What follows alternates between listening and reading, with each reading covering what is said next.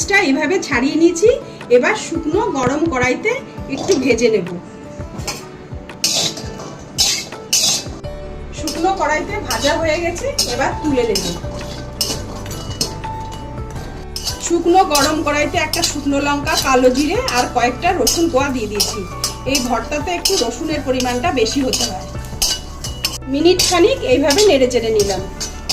এবার মিক্সচার বাটির মধ্যে ভাজা কাঁঠালের বীজটা নিয়ে নিলাম, হাফ টিস্পুন নুন নিয়ে নিলাম, রসুন আর শুকনো লঙ্কা, কালো জিরেটাও দিয়ে দিলাম। এবার পেস্ট করে নেব। তেল গরম হয়ে গেছে, পেঁয়াজ আর লঙ্কা কুচি দিয়ে দিলাম।